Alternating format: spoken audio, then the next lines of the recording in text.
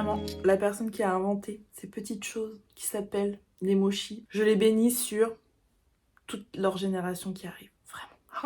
Salut! Bonjour à tous, j'espère que vous allez bien. On est aujourd'hui mardi 31 janvier et j'ouvre un nouveau vlog. Je vais faire des mouvements un peu comme ça parce que j'ai froid.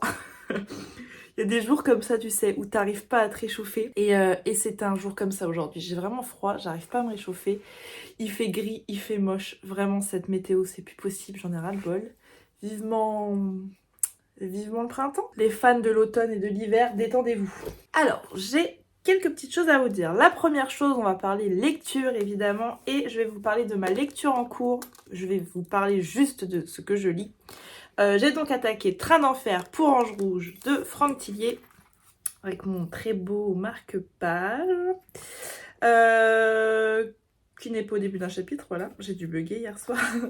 Donc voilà, j'en suis à la page 311, il en fait 400 passés, 435. Je vous ferai le date quand je l'aurai terminé complètement. J'espère que je l'aurai terminé ce soir. Train d'enfer pour Ange Rouge, pour vous resituer, c'est le premier livre où apparaît le personnage principal, je pense, de Franck Tillier, qui est donc Franck Charcot. Train d'enfer pour Ange Rouge, c'est le premier. Ensuite, on aura Deuil de miel, qui est le second.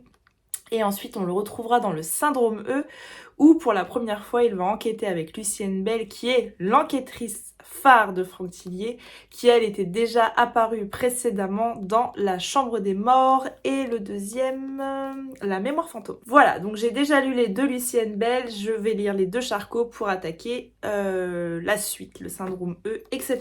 Donc voilà, je rencontre pour la première fois Charcot. Pour l'instant, j'aime beaucoup, mais je vous en reparlerai un petit peu plus tard. Dimanche est venue manger chez moi ma cousine qui est un petit peu une lectrice également et avec qui je discute un peu bouquin.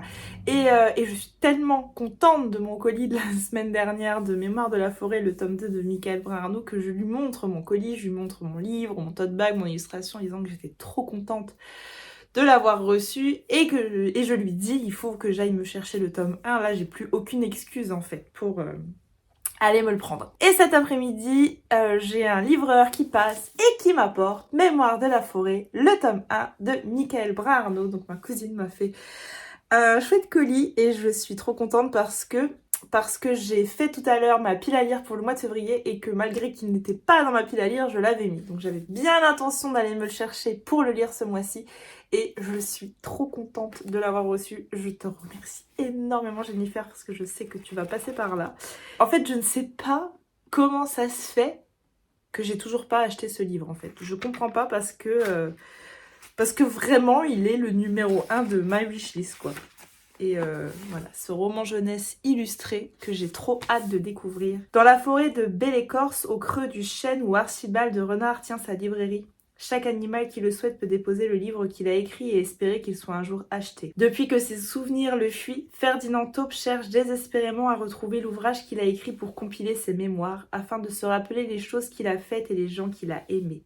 Il en existe un seul exemplaire, déposé chez le libraire il y a des années. Mais justement, un mystérieux client vient de partir avec. À l'aide de vieilles photographies, Archibald et Ferdinand se lancent sur ces traces en forêt, dans un périple à la frontière du rêve, des souvenirs et de la réalité. Un grand merci Jennifer pour ce roman, je suis trop contente. Et voilà, je le lirai sur le mois de février. J'ai fait une autre réception qui me vient de ma jacouille. C'est fini meuf, toujours je t'appellerai comme ça maintenant. Oh, ils sont beaux. Ils sont irisés un petit peu, je pense qu'on s'en rend compte là, parce que je suis à la lumière. Ils sont très chouettes, recto verso évidemment. Ils font très printemps qui arrive, hein. Je sais pas ce que vous en pensez, mais on est raccord avec Léa. Un grand merci Léa pour l'envoi de tes beaux marque-pages. Sinon, comme je viens de vous le dire, ce matin, j'ai fait ma pile à lire pour mon mois de février. Je vais vous présenter les livres que vous verrez apparaître sur ma chaîne tout au long du mois. J'ai froid, je suis maladroite. J'ai cru que j'avais fait tomber ma tasse, mais non, j'ai enlevé d'ici. Je vais tout faire tomber. Il y a du Cozy Mystery ce mois-ci. Hein. Alors, voilà un petit peu comment je m'organise. Je crois pas que je vous ai déjà montré. Tout se casse la figure. Donc, depuis longtemps. J'écris en fait j'écris au fur et à mesure des services presse qu'on me propose. Je les inscris dans mon planning, par exemple, pour mars. Vous voyez, il y a déjà des livres que je sais que je vais lire en mars. En avril, en mai, en juin aussi. Et voilà, donc j'inscris les livres ici, à peu près le nombre de pages qu'ils font, à peu près le temps du coup que je vais mettre à les lire. C'est approximatif. Si je dis que je lis 130 pages aujourd'hui, que j'ai envie d'en lire 100, j'en lis 100. Si j'ai envie d'en lire 150, j'en lis 150. Je dis ça pour les persécutés de l'organisation qui n'aiment pas ça. C'est juste une manière pour moi de me projeter sur mon moi. C'est tout. Et donc après, je les inscris ici et je vois à peu près le temps qu'il me met le temps qu'il me faut pour le lire. Alors en général, je n'exige pas trop. Là par exemple, vous voyez, les Sœurs Bonté, je me le suis mis sur 4 jours avec une centaine de pages par jour. Je sais que normalement je lis plus de 100 pages par jour. Donc potentiellement je le lirai en 3 jours et je gagnerai un peu de rab. Mais c'est en fait pour toujours pouvoir finir ce que j'ai programmé et au cas où m'en rajouter plutôt qu'en retirer. Je préfère faire comme ça. Donc voilà, ce mois-ci, on aura tout d'abord Ils étaient 7. Celui-ci, je vous en parle dans le dernier vlog. Il est aussi un petit peu risé. Il est vraiment beau. L'intégralité du gang à part moi l'a lu et je crois que tout le monde l'a bien aimé. Donc j'ai vraiment hâte de le découvrir. Ensuite, va s'intercaler quasiment entre chacune de mes lectures Les filles de la villa aux étoffes, le tome 2, qui est découpé. Oh bah le découpage il est parti en sucette, hein. Qui est découpé en 5 parties, dont des grosses parties. Où ça par exemple, j'ai été ambitieuse sur le mois de février. Et les grosses parties, je me les mets en une journée. Donc, je vais me coucher tard. Ensuite, j'ai mis Memphis de chez Charleston, qui me fait extrêmement envie. Ensuite, on aura un autre Cozy Mystery avec Le Monarque Rouge, le tome 3 des Sœurs Bonté. C'est donc un thriller, n'importe quoi. Un Cozy Mystery qui est paru chez Hauteville. Ensuite, j'ai mis Témoin oculaire. Donc Témoin oculaire, ça vient des éditions Alibi. Et en fait, le principe de ce livre, c'est de présenter une photo à un auteur. Et à partir de cette photo, il doit écrire une nouvelle. Dans ces auteurs, on a par exemple Claire Favant, Franck Tillier, Bernard Minier. Donc bon, je pense que je vais passer des moments angoissants. Il y a Johanna Gustafsson, dont j'ai très envie de découvrir la plume. Donc du coup, bah écoutez, ça me permettra de découvrir la plume. Et par exemple, Johanna Gustafsson, elle avait cette illustration. Enfin, et par exemple... Oh, il me faut croire qu'elle est bourrée. Je vous jure que j'ai encore pas bu de champagne. Johanna Gustafsson a donc eu cette photo. Et c'est à partir de cette photo qu'elle a écrit sa nouvelle. Donc voilà, celui-ci. Ensuite, Mort au couvent.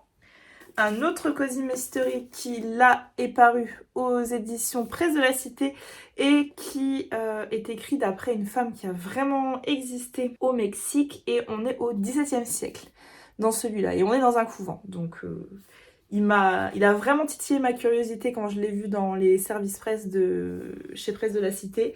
Alors bon, je me suis dit pourquoi pas celui-là de Oscar de Muriel à suivre. Ensuite, je me suis mis Deuil de miel de Franck Tillier, la suite de Train d'enfer pour Ange Rouge. J'ai pour ambition de lire un Tillier par mois cette année.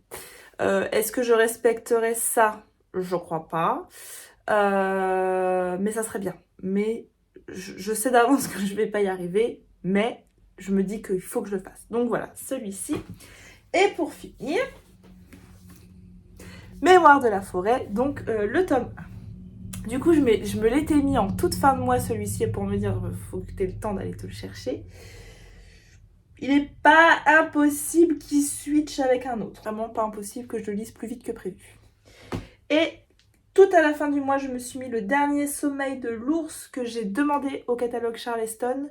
Le dernier Sophie Jomain que voilà, j'ai trop hâte de lire aussi. Voilà pour mon planning de février. N'hésitez pas à me dire dans les commentaires si on a des lectures communes, si jamais vous voulez qu'on les lise ensemble. N'hésitez pas à me mettre un petit message ici ou sur Instagram, ça sera avec grand plaisir. Voilà la palle du mois de février. C'est un petit mois février, il fait 28 jours.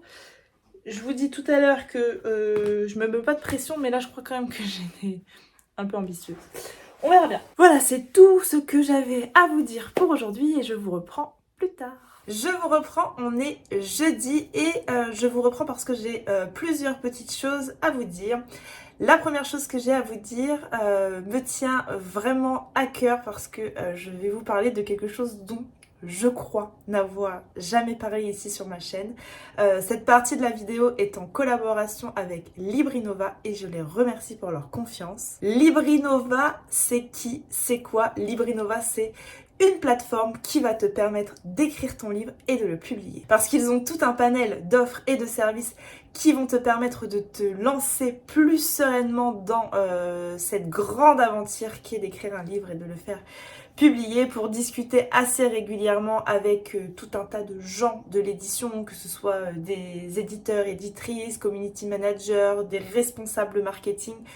Je sais à quel point quand on est novice, ça peut être le parcours du combattant et ça peut être compliqué et Librinova en fait va être là pour t'accompagner parce que Librinova c'est son métier et il va te donner les clés, des astuces, etc. pour te permettre d'y parvenir plus sereinement. Si je vous parle de ça, c'est parce que moi je vais utiliser ces services sur les prochaines semaines parce que, et là je rentre dans la phase où je vous parle un tout petit peu de ma vie pendant 30 secondes. Il y a 7 ans, j'ai vécu une période très compliquée personnellement et mon médecin m'avait dit il faut que tu sortes en fait tout ce que tu as en toi, va voir une psy, écris un journal intime, enfin fais ce que tu veux mais expulse tout ce que tu as en toi. Et à l'époque, j'avais décidé d'écrire. J'ai écrit d'abord, ouais, sous une forme de journal intime, toute cette colère de tout ce qui m'arrivait. Et puis finalement, j'ai réussi un petit peu à romancer tout ça. Le truc, c'est que c'est pas mon métier, je ne suis pas écrivain, je ne sais pas structurer un texte, etc.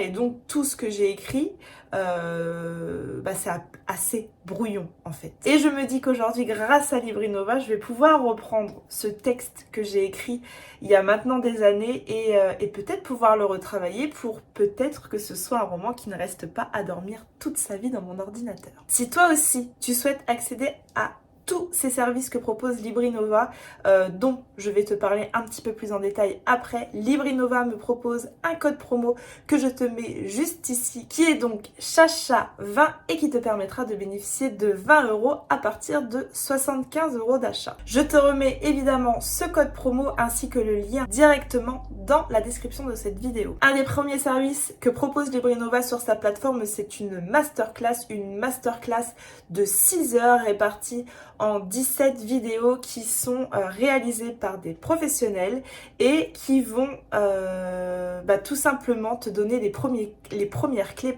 les premiers conseils pour écrire ton roman. Que ce soit un roman, que ce soit une idée qui germe dans ta tête depuis des années, parce que je pense qu'on a tous une idée en tête d'un roman qu'on aimerait écrire. Une idée voilà qui est dans ta tête depuis des années et eux, ils vont te permettre de te lancer, de partir à zéro grâce à cette masterclass. Ou alors, c'est peut-être un roman que, comme moi, tu as déjà plus ou moins écrit dans ton ordinateur et qui mérite certainement qu'on le retravaille, qui mérite qu'il soit peut-être structuré différemment, etc. Ces 5 professionnels de l'écriture vont te donner leurs mots, leurs conseils, leurs idées, leurs clés pour y parvenir. Une fois évidemment que tu as ces vidéos, tu les as à vie et tu pourras le revisionner autant de fois que tu veux. On est quelques semaines plus tard et ça y est, tu as écrit ton roman, restructuré ton roman, il est prêt. Et là, Librinova va te proposer 2 packs différents. Il y a d'abord un pack pour l'édition numérique et un pack libraire. Le pack numérique va comprendre plusieurs choses. La première chose, évidemment, c'est l'attribution d'un ISBN. Ça y est, ton livre est écrit, tu as ton petit code barre et c'est officiel, tu as écrit ton livre. Et puis il y a tout un tas d'autres services puisque là on part sur un pack numérique, donc c'est par exemple la mise en page pour que ça soit plus fluide sur ta Kindle, ta Kobo, ta Viblio comme c'est le cas pour moi, parce qu'on va pas se mentir, un livre sur le numérique, il faut qu'il ait une bonne mise en page, une mise en page adaptée à la lecture numérique et ça ils vont t'aider à le mettre en place. Votre ebook va être mis en vente directement sur le site de Librinova mais également sur 200 librairies en ligne partenaires comme par exemple Cultura ou la Fnac. Et vraiment le gros plus je trouve, c'est que votre livre sera soumis à une centaine de maisons d'édition partenaires. grâce à une plateforme qui met en fait en lien les auteurs directement avec les éditeurs. Et puis tu as d'autres services qui vont également se greffer, comme la soumission de ton livre au prix des étoiles et le suivi de tes ventes. Si le pack numérique ne te suffit pas et que tu souhaites une distribution encore plus large, tu vas pouvoir prendre le pack libraire. Le pack libraire va reprendre évidemment tout un tas de petites choses du pack numérique, comme l'attribution d'un ISBN par exemple, mais tu vas également avoir d'autres services, puisque là on part sur un roman papier, donc tu auras par exemple l'accompagnement pour faire la maquette de ton livre, etc. Toujours la soumission de ton roman à une centaine de maisons d'édition, toujours la mise en vente sur Librinova et sur leur plateforme partenaire. Et en plus de ça, je crois le petit truc qui doit vraiment te faire kiffer une fois que tu as écrit ton premier roman, c'est de le recevoir et d'avoir ton livre dans tes mains. Et ça, je pense que c'est un moment incroyable. Tu vois les étoiles dans mes yeux où je rêve déjà du truc, je ne m'enflamme pas. Je sais pas si j'aurais le courage en fait moi d'aller au bout, parce que c'est très personnel en fait ce que j'ai écrit dans ce roman, dans cette histoire que j'ai complètement romancée. Et il y a un peu de moi, mais il y a beaucoup de pas de moi. Mais ouais, en fait, ça fait kiffer de se dire que ça pourrait arriver à moi, à toi. Enfin, je trouve ça dingue en fait. Quand je reprends mes carnets quand je suis enfant, eh bien, dans les 10 choses à accomplir un jour dans ma vie, il y a celui d'écrire un livre. Alors, j'ai pas la prétention d'être la future Virginie Grimaldi, mais je crois que juste écrire un livre une fois dans sa vie, je veux pas en vendre des millions et des milliards d'exemplaires, c'est pas l'ambition, mais c'est de réaliser en fait ce kiff un jour. Et j'ai cette histoire dans la tête depuis des années où il y a une petite partie autobiographique, mais il y a tout un roman que j'ai construit autour. Et aujourd'hui, quand je le lis, c'est très mauvais, j'en suis intimement convaincue. Mais d'avoir été contactée par Librinova, en fait, ça me donne envie un peu d'y croire et de me dire que peut-être je pourrais aller un petit peu plus loin avec ces pages que j'ai écrites. Voilà, je vais refermer cette grosse parenthèse Librinova. Je vous remets le code promo ici. Je vous rappelle que vous pouvez bénéficier de 20 € de réduction à partir de 75 € d'achat sur la plateforme Librinova avec le code CHACHA20. Je vous mets le code promo et le lien pour vous rendre directement sur la plateforme dans ma barre d'infos, n'hésitez pas à l'utiliser. Ensuite, on va reparler lecture. Je vais donc vous parler de Train d'enfer pour Ange Rouge de Franck Tillier que j'ai terminé. J'ai enfin rencontré Franck Charcot et le moins qu'on puisse dire, c'est que ce commissaire, il déménage. On est près de Paris et une femme est retrouvée assassinée avec une cruauté sans nom. Elle a été mutilée, décapitée. On lui a retiré les globes oculaires des yeux. On lui a remis pour qu'il regarde dans la direction de son corps qui est suspendu au plafond par des cornes et par des espèces de crochets. Il y en a 8 qu'on a mis à l'intérieur de sa peau, 2 dans le dos, 2 dans le bas du dos je crois, 2 dans les cuisses et 2 dans les mollets. C'est si bien détaillé et décrit que je visualisais hélas parfaitement la scène. Et c'est le commissaire Franck Charcot qui est appelé sur ce meurtre. L'enquête commence. Dans le corps de cette pauvre femme, on va retrouver des résidus de granit rose. Le granit rose, il y en a beaucoup en Bretagne. Ça va donc emmener Franck Charcot en Bretagne où il va se retrouver dans cette carrière de granit rose. Et là, il y a quelques temps, il y a également une femme qui est morte. Alors, tout semble penser que c'est un accident, mais finalement, est-ce que ce n'était pas un meurtre? L'enquête, elle va s'avérer très longue, très fastidieuse pour Charcot, surtout que je crois que notre commissaire n'a pas toutes ses capacités, puisque sa femme a disparu depuis 6 mois. Elle a été enlevée sur un parking, il a retrouvé une pince de cheveux, je crois, par terre, et voilà, sa femme a disparu depuis 6 mois, l'enquête piétine. C'est pas lui évidemment qui mène l'enquête, mais l'enquête piétine. Mais Charcot, il est intimement convaincu que sa femme est toujours en vie, alors du coup évidemment, il ressasse énormément. Enfin, moi j'imagine que si mon mari disparaissait, je serais pas en train d'enquêter 6 mois plus tard sur une femme qui est retrouvée accrochée par la peau. Mais bon, bref, Charcot est très courageux. Et il est intimement convaincu que sa femme est toujours en vie d'autant plus que sa voisine, Doudou Camélia, une noire un peu vaudou, voilà c'est l'image que j'ai d'elle, a d'étranges visions et dans ces visions elle le voit. La femme de Charcot est toujours en vie. La question que je me pose dès le début c'est est-ce que la disparition de la femme de Charcot et ces meurtres hyper glauques, hyper sanglants ont un lien? Ça c'est ce qu'on découvre en lisant ce roman. L'enquête va être longue et sinueuse pour Charcot. Il va plonger tout droit en enfer et pénétrer des milieux où le gore et l'inhumain n'a pas de limite. Alors, j'ai adoré ce premier tome, j'ai adoré le personnage de Charcot. J'en ai discuté avec Magda vendredi dernier et elle me dit « Ah, tu verras, ça aurait pu être un one-shot ». Je suis totalement d'accord. Ça aurait pu être un one-shot puisque l'histoire finit d'une façon où ça peut s'arrêter là. Et la fin est assez inattendue pour moi parce que je sais que c'est pas un one-shot. Donc à l'époque, quand il n'y avait que lui de sortie, la fin pouvait être peut-être un petit peu plus prévisible, mais là c'était pas du tout le cas pour moi du coup, puisqu'il y a des suites. Qu'est-ce que je peux vous dire d'autre? Je peux vous dire que on est sur le premier livre qu'écrit Franck Tillier et pourtant c'est déjà très bon. C'est déjà très bon, mais c'est déjà très très gore. Il y a certains passages, certains meurtres où c'est assez... Enfin, moi, ça m'a pas mal retourné la panse. Au bout d'un moment, on a une femme qui se fait charcuter les seins, les tétons. J'ai cru que j'allais vomir. C'est extrêmement bien écrit et je trouve que le tempo, il est très bon.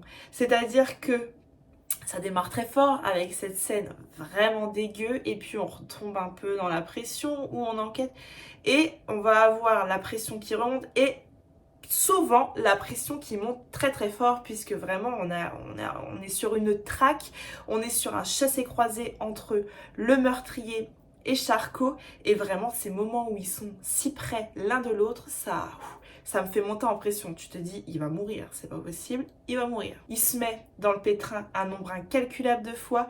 Il a des méthodes de flic qui ne sont pas toujours très orthodoxes, mais il y va. Il a un but, il fonce. Il enjambe les cadavres que ce meurtrier, cet homme sans visage va mettre petit à petit sur son chemin. J'ai vraiment trouvé qu'il y avait une plume musclée, une plume assez nerveuse.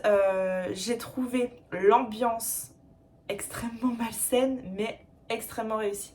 Vraiment, c'est pas une surprise parce que je me dis... C'est Franck Tillier, enfin ça vient de quelque part, hein, il me semble que c'est lui le numéro 1 du thriller en France, donc évidemment je m'attendais pas à que ce soit une daube, on va pas se mentir, mais vraiment je comprends en fait, quand je lis Train d'enfer pour Ange Rouge, je sais que la plume est montée crescendo, j'oublie pas que c'est un premier roman, il n'est pas parfait, il n'est pas sans défaut, mais il est extrêmement bon. Il est extrêmement bon parce que je le termine avec, alors déjà je vois pas arriver la fin, je pars complètement dans une direction différente. Je trouve que les mises en scène sont très bien décrites. On n'est pas non plus sur des descriptions de 700 pages, mais des descriptions qui te permettent parfaitement de visualiser ce qui se passe. Je redis, le tempo qui est pour moi excellent, le personnage de Charcot qui est très bon et cette détermination, ce flic, enfin vraiment, je suis contente en fait que c'est pas un one shot et que je vais de nouveau retrouver Charcot parce que j'ai déjà vraiment trop hâte. Et moi qui sais qu'un jour son destin va croiser celui de Lucienne Bell, j'ai encore plus hâte. Ce mois-ci, en février, je lis Deuil de miel et en mars, j'attaque enfin Syndrome E. Je crois que c'est mon goal en fait. Charcot et Bell ensemble, c'est mon goal. Et j'ai trop hâte. Enfin bref, si vous avez, comme moi, pas encore découvert Franck Tillier, eh bien je ne peux que vous conseiller de commencer par Train d'enfer pour Ange Rouge, qui est son premier et c'était hyper prometteur et je comprends en lisant ça qu'il en est là où il en est aujourd'hui. Sinon, hier, je vous ai montré ça un tout petit peu plus tôt dans ce vlog, j'ai attaqué Ils étaient sept, donc de Christina Larmer, le club des amateurs de romans policiers. C'est un cozy mystery qui sort aujourd'hui, on est le 2 février aujourd'hui, donc qui sort aujourd'hui au Cherche Midi. C'est un... Pour vous la faire très brève, et je vous ferai le date plus tard, c'est une femme qui s'appelle Alicia Finlay et qui assiste à un club de lecture où c'est vraiment nul, vraiment un club de lecture pourri, et elle décide en fait de monter le sien. Et un petit peu un des critères, ça sera d'aimer Agatha Christie. Et voilà, elle monte son club de lecture et ils seront 7 et il va se passer des choses étranges dans ce club de lecture. Voilà, c'est tout ce que je vais vous dire pour le moment. J'ai hyper bien avancé. J'ai commencé hier et je suis déjà à la page 213 et écoutez, ça se lit très vite. On est vraiment sur la bonne ambiance du Cozy Mystery pour l'instant. J'aime beaucoup à suivre. Voilà, c'est tout ce que j'avais à vous dire pour aujourd'hui et je vous reprends plus tard. Je traverse le bus et je me plante devant elle. Je peux m'asseoir à côté de toi? Avec plaisir, Olivier. Olivier. Elle connaît mon prénom. Oh mince, je suis sûre que je commence à rougir. Les garçons et les filles, quand ils rougissent, c'est soit qu'ils ont fait une bêtise, soit qu'ils sont très amoureux. Mais moi, je suis très amoureux. Oui. Il faut que je lui parle, je peux pas rester silencieux, elle va trouver ça bizarre. Alors je prends mon courage à deux mains, je respire et je me tourne vers elle. Tu ne vas pas me croire, mais Julie aussi. Elle est devenue toute rouge. C'est comme dans un rêve. Oui. Julie est amoureuse de moi. Oui, ils ont les joues tout rouges. Ils ont les yeux tout rouges. Toi aussi, t'as une amoureuse à l'école, Nono? Arrête, regarde. Toi, t'as les joues toutes rouges. C'est qui ton amoureuse? Oui. Louise? Non. Ah, on dirait un peu quand même. Hein. Regarde. Et toi, t'as une amoureuse? Non, c'est pas vrai, t'es tout rouge aussi. C'est qui ton amoureuse? Je dis Attends. pas. Comment elle s'appelle? C'est Olivia? C'est Rose? Hein? Oui. Rose? Oh, celle qui habite à côté là? Ah d'accord. Je vous reprends, on est vendredi.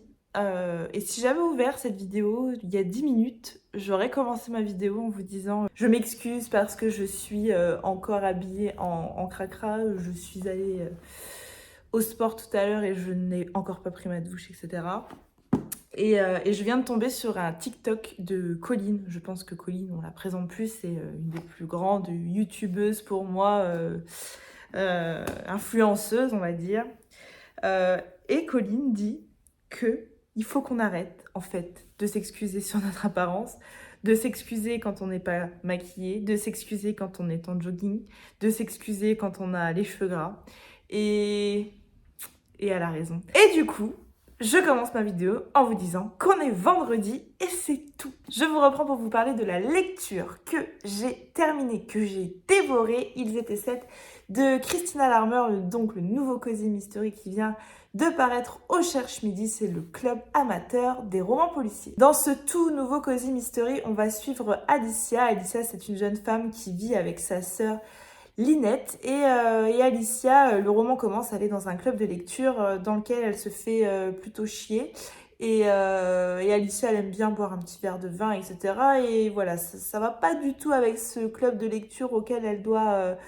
dans lequel elle doit attendre la permission pour pouvoir manger un scone, etc. Enfin bref, elle repart de ce club de lecture en se disant c'est terminé, j'y mettrai plus un pied et je vais monter mon propre club de lecture. Et elle va mettre en place un espèce de critère sous-entendu, il faut aimer les romans policiers et notamment la queen Agatha Christie. Elle va recevoir plusieurs candidatures, enfin c'est pas le mot candidature, mais plusieurs personnes qui vont vouloir venir à ce club de lecture.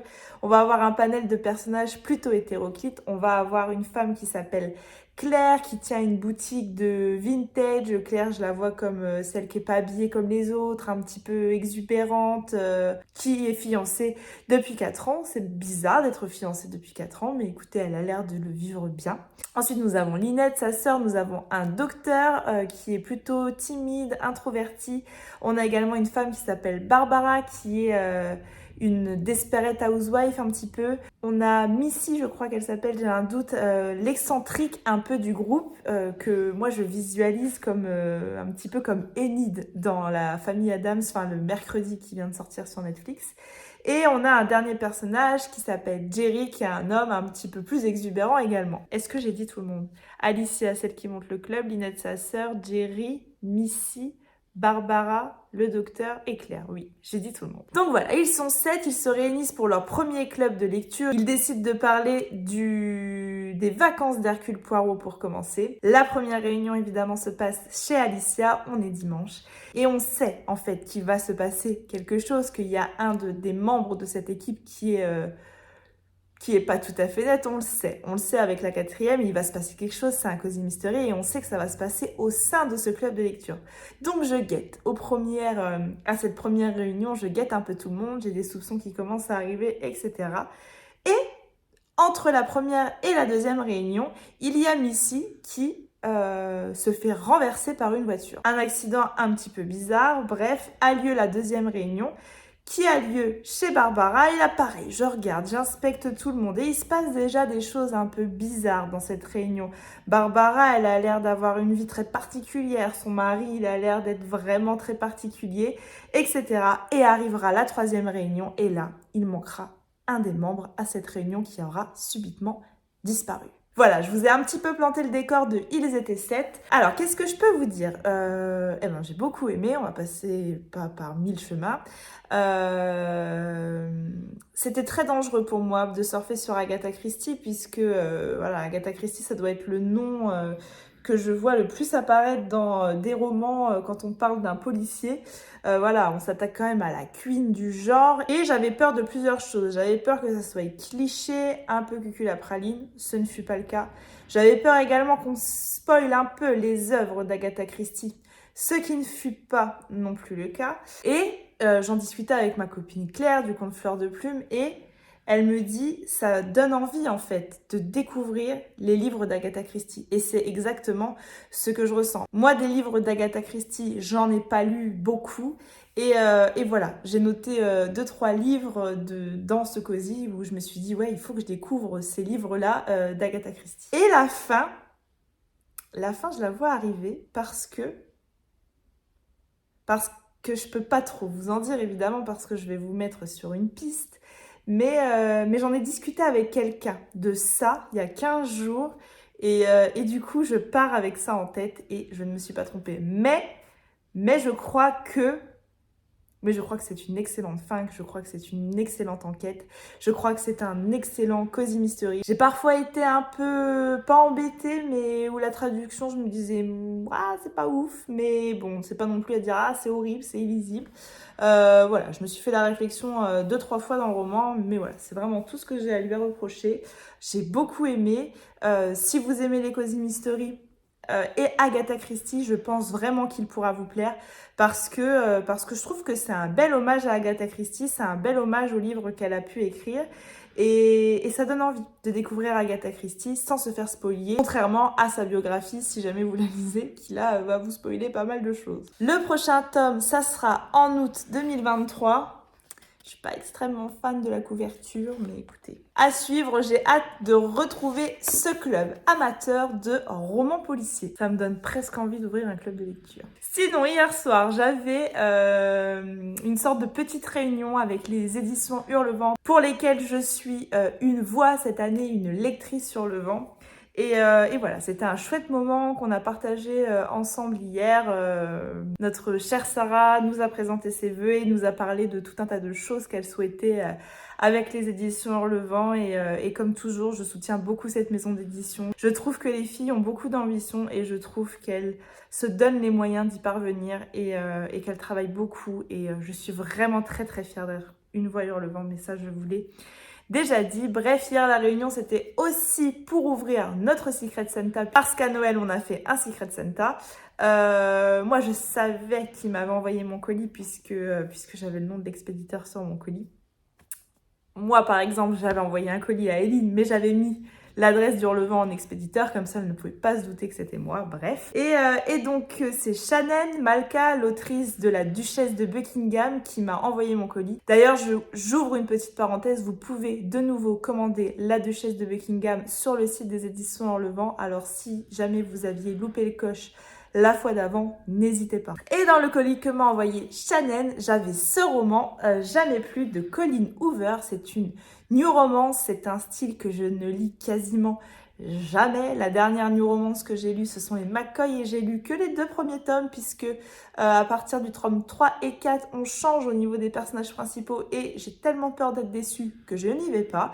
Voilà, j'avais adoré les 2 premiers tomes des McCoy. Avant, il y a une dizaine d'années, je ne lisais que de la new romance. J'ai eu une période où pendant 8 mois, 1 an, je n'ai lu que ça, que de la new romance, tout le temps, et je me suis évidemment lassée du genre. C'est vraiment l'erreur que je faisais avant dans ma vie de lectrice d'il y a quelques années, c'est que je ne lisais qu'un seul style et je lisais que ça. Et bah ça lasse, parce qu'en fait, la new romance, t'en lis une, t'en lis deux, t'en lis trois, et ça tourne vite en rond quand même, je trouve. Et pourtant, Jamais plus de Colleen Hoover, c'est un livre qui est sur ma wishlist depuis 3 mois, je dirais environ, parce que je vois tellement d'avis passer que j'ai vraiment envie d'y aller. J'en ai parlé avec Déborah Moloch sur Instagram, qui a beaucoup aimé, et pourtant, je crois que normalement, c'est pas son style de prédilection non plus. Et j'en ai parlé encore une fois de plus avec Claire, qui a également beaucoup aimé. Donc voilà, j'étais hyper contente d'avoir ce roman dans mon Secret Santa. C'est donc un livre qui paraît aux éditions Hugo Poche. Je vais vous lire la 4e. Lily Blossom Bloom n'a pas eu une enfance très facile. Entre un père violent et une mère qu'elle trouve soumise, mais elle a su s'en sortir dans la vie et est à l'aube de réaliser son grand rêve, ouvrir à Boston une boutique de fleurs. Elle vient de rencontrer un neurochirurgien, Ryle, charmant, ambitieux, visiblement aussi attiré par elle qu'elle l'est par lui. Le chemin de Lily vers le bonheur semble tout tracé. Elle hésite pourtant encore un peu.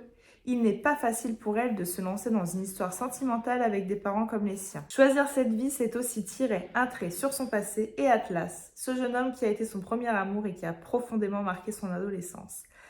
L'avenir semble limpide et simple, mais il peut s'obscurcir très vite. Une jeune femme face au cycle de la violence. Voilà, encore un grand merci Shannon d'avoir glissé ce roman dans mon colis. Voilà, je crois que c'est tout ce que j'avais à vous dire pour aujourd'hui. Je vais aller me doucher et retourner travailler. Et vivement ce soir que ce soit le week-end. Je suis complètement KO, fatiguée. J'ai un week-end très chargé, mais demain matin, je vais essayer de faire une grasse mat. Je vais assommer mes enfants et croiser les doigts qui dorment un peu demain matin.